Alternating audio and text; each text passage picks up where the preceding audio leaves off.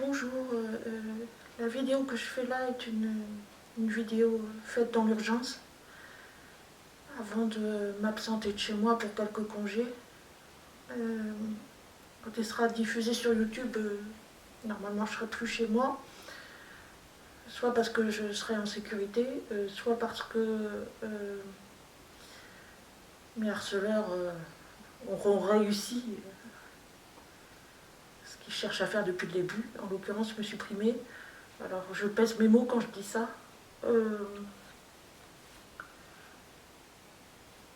Je suis très attaquée depuis le jeudi soir 30 juin. Voilà. La dernière vidéo sur mes fourvoiements a été faite le samedi. Elle a été faite le samedi. J'étais déjà matraquée depuis 2 jours, avec très peu de sommeil. On est le mercredi là. J'ai du mal, hein, je suis désolée. Je pense à une chose et puis ça s'enfuit. Là donc on est le mardi 5, mercredi 6. J'ai quasiment pas dormi depuis une semaine en fait. Ils s'amusent.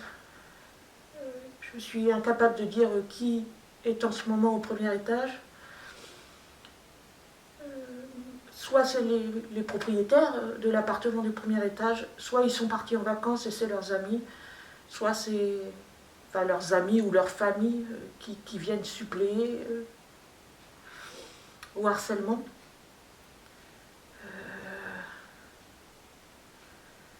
Enfin, c'est compliqué.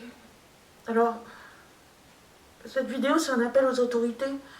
Si quelqu'un, je sais pas, regarde cette vidéo, un policier, un juge, un avocat,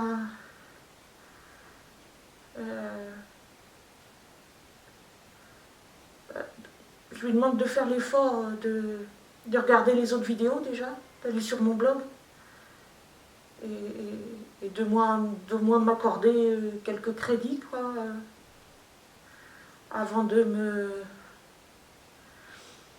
ranger dans la case folie. Alors je rappelle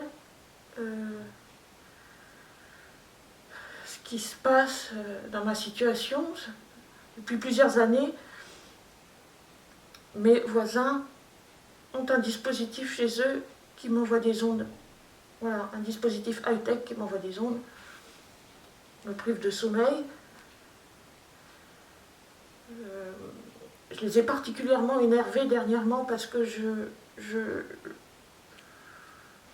demande aux enfants d'aller à la police.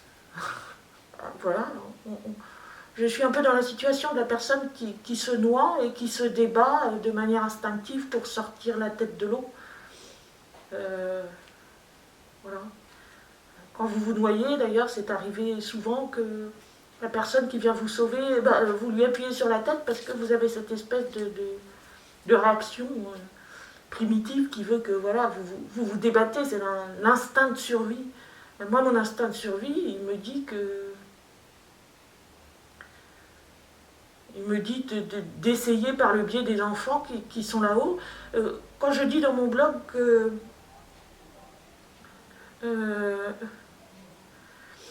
le dispositif high-tech qui sert à ma torture a probablement été installé entre un doudou et un biberon. Je ne suis pas tellement loin de la vérité, je pense. Il y a des enfants qui ont grandi avec le matériel à proximité. Ces enfants-là, ils sont plus grands. Et c'est vrai que mes moyens de défense, que je mets notamment la nuit, assez fort, dans la journée aussi, sont des enregistrements sur dictaphone de ce que je ressens au quotidien, et j'appelle souvent les enfants à dire que ce qui se passe à partir de chez eux n'est pas normal, que c'est gravissime. Donc forcément, vous imaginez les parents, ça leur plaît pas, et là je prends double. Même sans ça, de toute façon, je me fais matraquer. Alors vous me direz comment ça se fait que je sois encore à peu près potable, on va dire, même si j'ai le masque sur les yeux, et que j'arrive encore à tenir des phrases après une semaine de privation de sommeil assez drastique.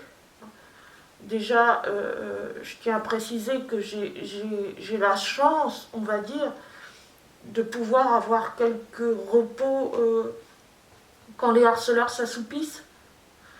Voilà, parce que ça leur arrive quand même au bout de la nuit d'avoir quelques moments de faiblesse, entre guillemets. Ça m'est arrivé ce matin, par exemple, j'ai pu dormir de 6h25 à 7h08. Voilà, donc ça fait une petite demi-heure de sommeil glané de ci, de là, qui permet de tenir le coup. Mais forcément, je suis amoindrie.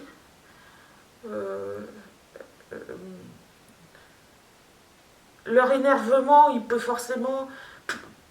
S'il y a des choses qui les énervent plus que d'habitude, sachant que d'habitude déjà je morfle, bah, ça va forcément se transformer en tentative d'assassinat direct. Voilà. Donc là, je le dis clairement, et à toute personne d'autorité qui passe ici, hein, je laisse mon adresse mail, l'adresse de mon blog, je dis clairement que je suis l'objet d'une tentative d'assassinat.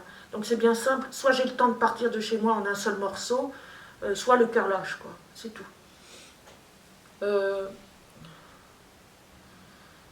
J'ai mis les noms cette nuit de mes harceleurs sur Facebook.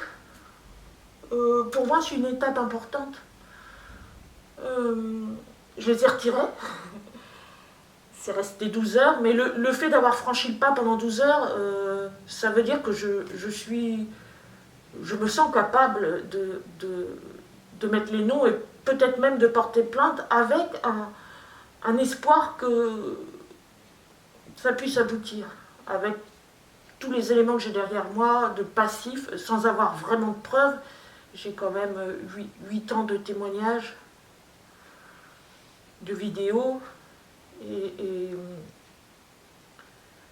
et voilà, j'ai retiré les noms parce qu'il y a encore une espèce de frilosité qui demeure, mais le fait de les écrire, ne serait-ce que pendant 12 heures, pardon, pas 12 ans, de les mettre pendant 12 heures sur les réseaux sociaux, ça me conforte dans l'idée que le témoignage de Florine Douard, si vous avez déjà vu sur YouTube, j'en avais publié un extrait, qui disait que elle donnait, hein, elle épelait même les noms de ses harceleurs pour dire que ce qu'elle attendait, puisque personne ne la croyait, bien sûr, comme toutes les cibles, personne ne nous croit, hein.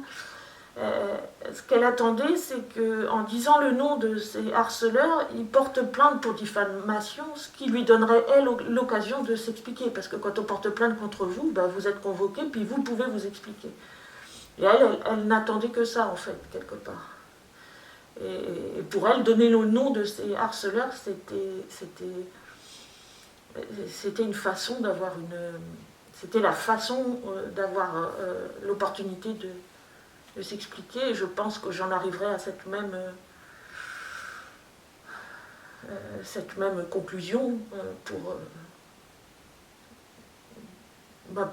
essayer d'arrêter la machine, quoi, parce qu'ils vont aller jusqu'au bout. Particulièrement dans ces moments où le harcèlement est intense, où vous ne dormez plus. Alors, bon, sur Facebook, on attire encore mon attention sur le fait que, quand je dis un commentaire que mes voisins me torturent, voilà, j'ai toujours ces réponses, c'est gouvernemental, c'est étatique, les services secrets sont dans le coup. Bon, il y a énormément de personnes qui travaillent au gouvernement, il y a près de 5000 personnes qui travaillent dans les services secrets, les 5000 personnes ne sont pas contre nous, ne sont pas au courant de ce qui se passait. D'abord, ils travaillent par cellules. Je peux accepter le réseau étatique, le réseau gouvernemental pour certaines cibles. Pour moi, ce n'est pas systématique. Voilà, ça peut être... Je pense qu'il est possible que des personnes qui ont un réseau de connaissances assez, comme on dit, des personnes qui ont le bras long, peuvent avoir des relations qui ont utilisé ce matériel pour des raisons, sur des sujets bien spécifiques et dans des circonstances bien spécifiques aussi, et ce matériel a pu fuiter dans le civil. Voilà. C'est notamment un ancien militaire qui m'a parlé un peu de ce que faisait de ce qu'avaient pu faire certaines personnes avec, comment dire, il parlait plus de manipulation, comment dire, comment on peut rentrer chez quelqu'un sans effraction, enfin c'était plus dans ce domaine-là, mais voilà, parce qu'ils connaissent des techniques, et quand vous apprenez des techniques dans votre métier, eh ben vous pouvez les utiliser après dans le civil. Hein. Vous pouvez appliquer cette situation à toutes les situations. Quelqu'un qui travaille chez EDF, il pourra faire le raccordement électrique de son fils qui se met en ménage, par exemple, vous voyez. C'est pareil exactement pour quelqu'un qui travaille dans les services secrets, ce qu'il apprendra, ça pourra aussi servir éventuellement dans le civil à l'occasion, quoi.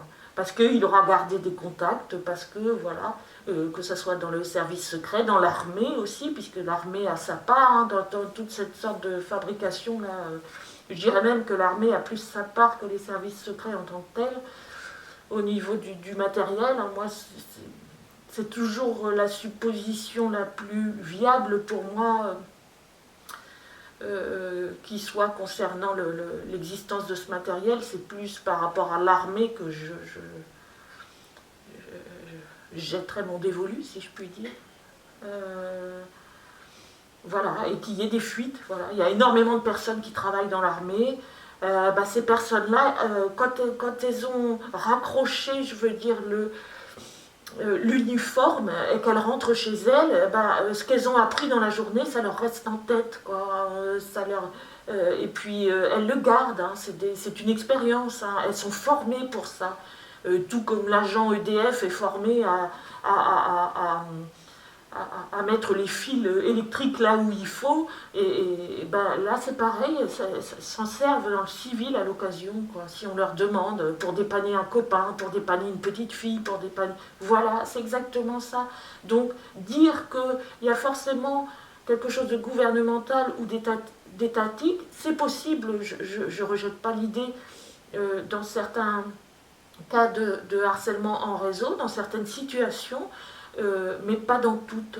Je ne peux pas dire, accorder comme ça de manière formelle et croire comme ça d'emblée que c'est forcément, quand vous êtes victime de harcèlement électromagnétique, il y a forcément le gouvernement derrière. Non, je ne peux pas... non. En tout cas, pour moi, il y aura un doute. Peut-être que je me plante complètement, mais dire de manière formelle comme ça que c'est gouvernemental, non, on n'a pas les moyens de savoir vraiment. Et je pense que dans les raisons, dans les origines de ce type de harcèlement, il faut rester prudent. Voilà. Enfin, toujours est-il qu'aujourd'hui, cette vidéo, voilà, c'est une vidéo d'urgence. Il y a toute personne d'autorité qui passerait par là.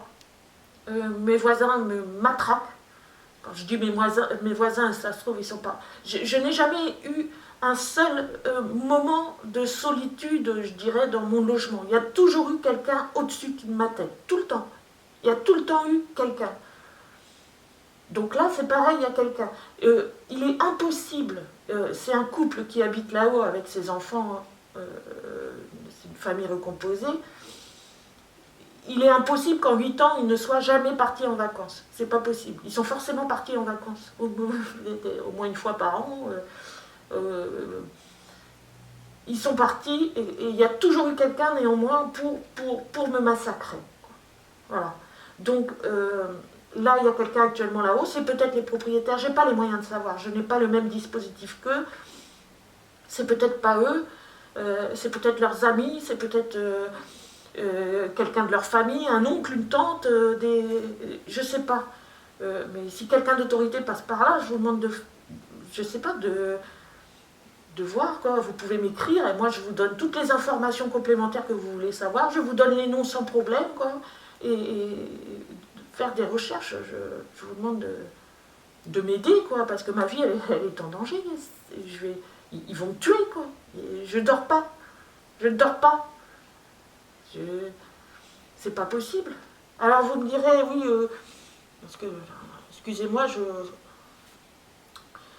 passe du coq à l'âne, mais si je tiens la route après une semaine comme ça de privation de sommeil, c'est que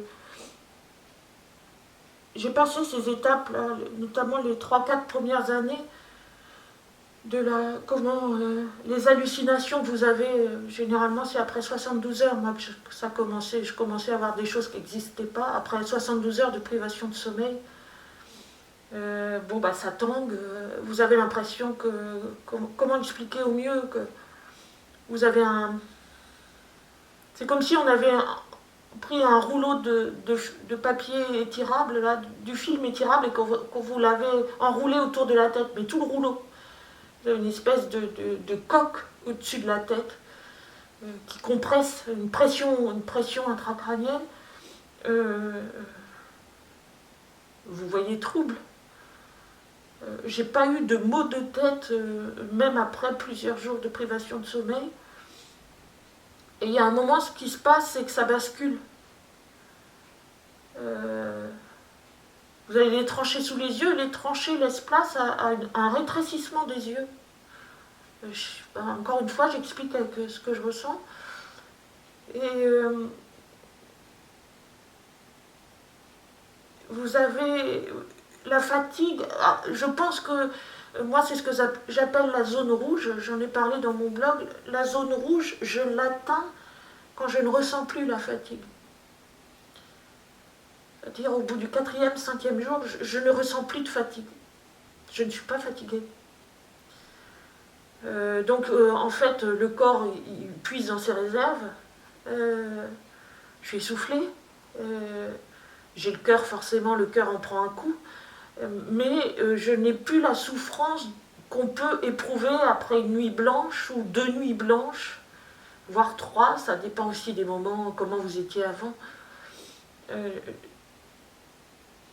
J'ai plus cette sensation d'épuisement. Je ne bâille plus, alors qu'après une nuit blanche, généralement, je bâille toutes les 5 minutes. Au bout de 3-4 nuits, tout ça s'évanouit pour laisser place à une espèce de pilote automatique.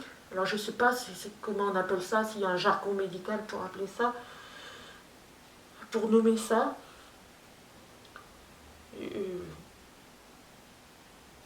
Mais le fait est que voilà, je ressens plus de fatigue jusqu'à un moment donné que je me retrouve dans un état comateux. Donc là, je suis dans la période charnière entre le moment où je ne ressens plus la fatigue et le moment où je vais m'écrouler. Voilà, c'est pour ça que c'est là la phase la plus dangereuse en fait, dans ce type de harcèlement. Je l'ai connu maintes fois. Pour moi, c'est des tentatives ni plus ni moins d'assassinat. Et c'est pour ça que je fais cette vidéo, là, d'appel en urgence. Parce que je sais absolument pas si je vais être en vie demain. Je sais pas. Et c'est tout.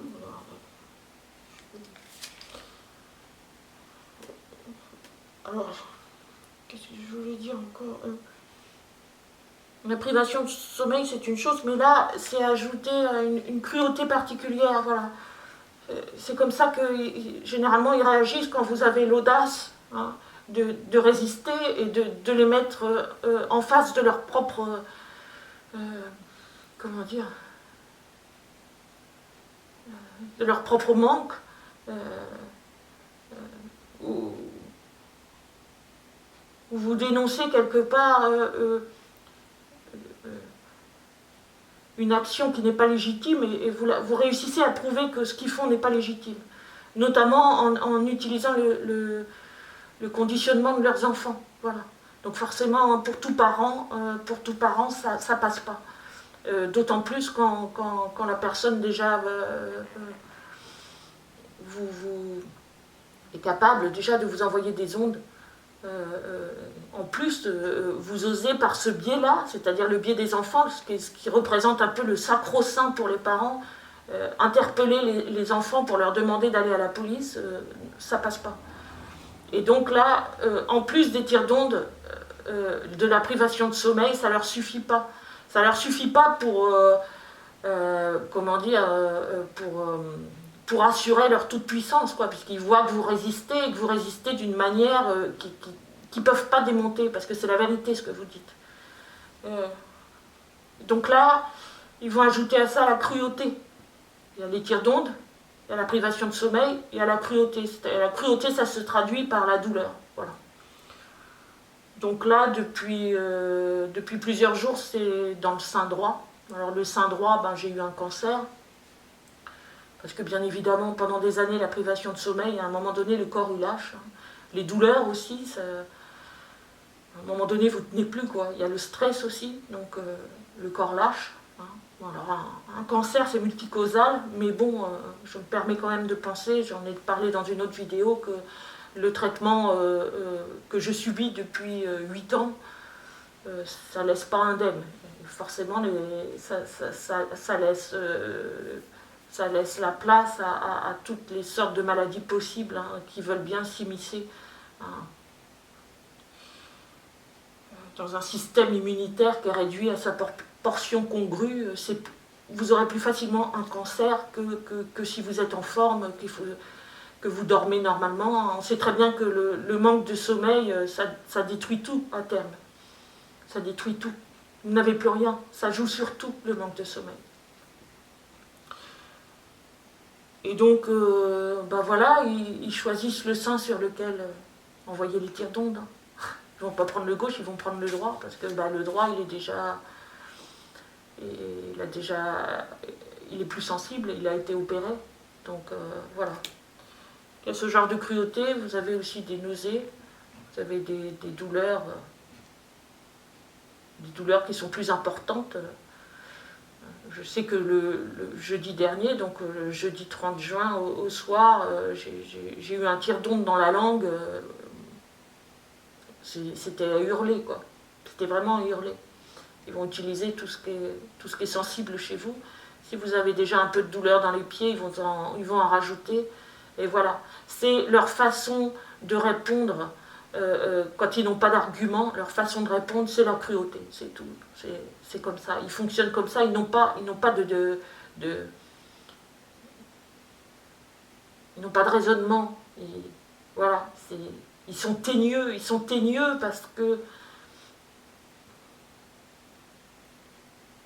encore une fois, vous mettez le doigt sur quelque chose qu'ils ne peuvent pas démonter. Voilà. Il n'y a pas, et là je le dis encore pour toute personne d'autorité qui passerait là sur cette chaîne, mes voisins sont des gens tout à fait ordinaires, voilà, avec des enfants tout à fait adorables. Voilà, il faut pas chercher le profil, le profil de la personne louche ou de l'idée qu'on a d'une personne louche. Toutes les idées préconçues qu'on peut avoir, sur des personnes qui seraient capables de sadisme ou de cruauté, il faut les balayer parce que sinon ça ne marchera pas. Ils sont une famille irréprochable. Ce que je veux dire par là, c'est que là, ils sont capables de me torturer, comme je le disais précédemment, de la manière la plus détestable qui soit, mais tout à l'heure, ils vont aller faire les soldes, et puis s'il y a une petite dame dans la rue qui a du mal à traverser, ils l'aideront à traverser la route. Vous voyez, c'est ça, mes voisins. Voilà. C'est indécelable. Leur cruauté, leur sadisme est indécelable. Et c'est valable pour toute la famille qui me persécute et tout leur entourage étant dans la connivence du harcèlement. Voilà. Je voulais préciser aussi dans cette vidéo, j'ai voulu le faire dans les autres, mais j'ai oublié qu'il n'y a pas de conflit à la base. Il n'y a aucun conflit. Jamais. En 8 ans, je n'ai eu aucun conflit avec eux. Ils ne sont jamais venus me voir pour me dire oui, voilà, ça ne nous plaît pas ce que tu fais, ou tu nous déranges. Jamais rien. Les seuls contacts que j'ai eus avec notamment le harceleur en chef, c'est que j'étais une voisine sympa qui n'entendait pas que j'étais tranquille. Par contre, qui ne me sentait pas à l'aise. Bah oui, forcément. Et si vous lui rétorquez à ce moment-là ce que j'ai pas fait parce que j'avais fait précédemment, si vous lui rétorquez que vous n'êtes pas très à l'aise parce qu'il vous torture depuis des années, il va vous dire mais ça va pas la tête.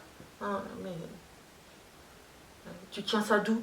Parce que bien évidemment, moi, à un moment donné, j'ai pris mon courage à deux mains. J'ai mon courage à deux mains parce que ça n'a pas été facile d'aller vers lui et de lui dire, écoute, moi je reçois des ondes dans le crâne et puis ça part d'au-dessus, puis toi t'habites au-dessus, donc éventuellement, ce serait peut-être toi, non et là, il faut s'offusquer, quoi. Et vous vous apercevez que ça s'arrête bien vite, la discussion, parce que vous n'avez rien en main pour prouver que c'est eux, que c'est lui. Alors vous pouvez lui dire, je sais que c'est toi, mais ça change quoi? Vous voyez, il n'y a rien.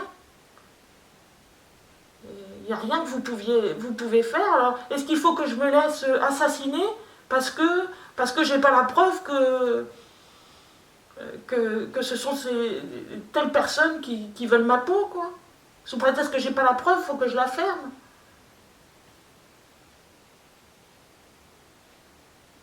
Faut que je me retrouve en hôpital psychiatrique comme certaines cibles qui ont décidé vraiment de dénoncer de manière ouverte leur harceleur. Et après, ça donnera quoi? Moi, le but, c'est d'éviter l'hôpital psychiatrique. C'est pouvoir avoir accès aux autorités sans passer par la case psychiatrie. Est-ce que c'est possible en 2022, et ça je le dis encore pour tout agent de police qui passerait par là, de quelqu'un d'autorité, est-ce que c'est possible en 2022 de concevoir que des voisins qui paraissent tout à fait normaux, irréprochables pour la bonne société, des citoyens ordinaires, puissent avoir en 2022 un matériel high-tech? On est quand même en pleine époque du Wi-Fi, on est à l'époque de la puce sous le doigt pour payer son soda, on est à l'époque de l'enceinte connectée, vous dites OK Google et puis il y a la musique qui se met à tourner chez vous, mais par contre c'est impossible de concevoir en 2022 que des personnes puissent trafiquer un matériel qui vous envoie des fréquences dans la tronche. C'est impossible de prévoir ça, c'est si tiré par les cheveux que ça. Je ne suis pas en train de dire qu'il y a des extraterrestres qui sont venus m'enlever, et puis je suis en train de dire qu'il y a en 2022, il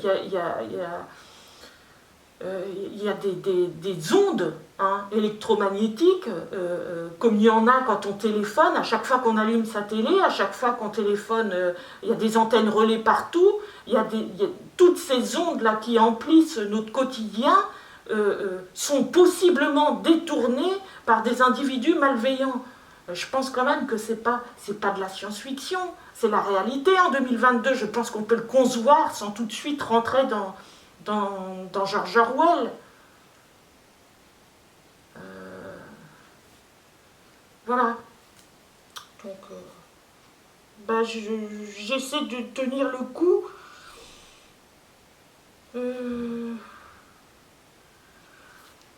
Et puis, je vais aller à la poste. Voilà, prochaine étape pour poster des courriers parce qu'encore une fois, je ne sais pas si je serai encore en vie demain. Voilà. C'est malheureux d'en arriver là, quoi.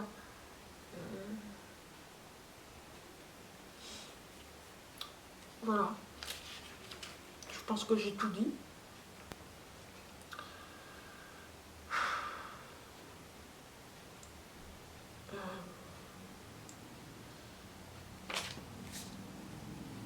Bon courage à toutes les cibles.